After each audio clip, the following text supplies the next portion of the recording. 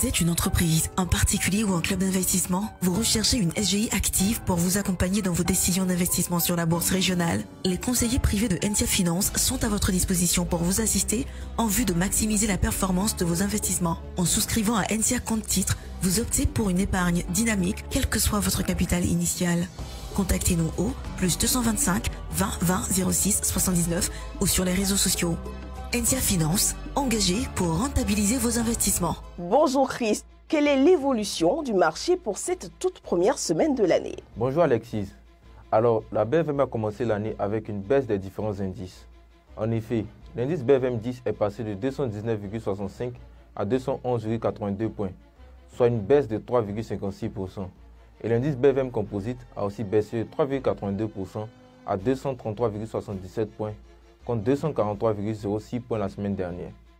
Comme événement important à noter cette semaine, nous avons la nouvelle composition de l'indice BFM 10 et le rapport d'activité au troisième trimestre de 2017 de Bernabé Côte d'Ivoire. Bien noté Christ. Qu'est-ce que vous pouvez nous dire pour cette nouvelle composite de l'indice BFM 10? Merci pour la question Alexis. Pour commencer, nous allons donner une brève signification du BFM 10. C'est un indice qui retrace l'activité des 10 sociétés les plus actives du marché financier régional. Le calcul tient compte de la capitalisation boursière, du volume de transactions par séance et de la fréquence des transactions. Une place fondamentale est donnée à la notion de liquidité dans la sélection des 10 valeurs avec des critères bien définis, avec par exemple, la fréquence des transactions doit être toujours supérieure à 50% et le titre doit être transigé au moins une fois sur deux durant la période d'étude de 3 mois. L'indice BFM 10 est ainsi actualisé chaque début de chaque trimestre. Concernant ce début d'année, après la modification de la composition, les valeurs suivantes ont fait leur entrée.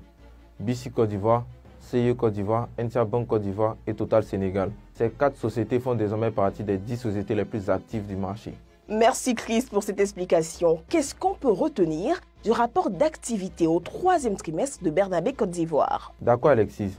Il faut dire que les activités de Bernabé Côte d'Ivoire présentent une légère baisse avec notamment une décroissance de son chiffre d'affaires global et de son résultat net respectivement de 11,24% et de 21,49% par rapport à la même période l'année dernière, ce qui est principalement dû à la cession de certaines de ses activités, telles que les activités de Galeries Périssac, et à un environnement fortement concurrentiel. Toutefois, les perspectives pour l'entreprise restent optimistes avec une bonne reprise de ses activités depuis juin 2017, ainsi que la mise en place d'une stratégie commerciale plus efficiente qui devrait lui garantir une amélioration de son résultat pour le dernier trimestre. Merci Christ pour toutes ces belles explications et à très bientôt.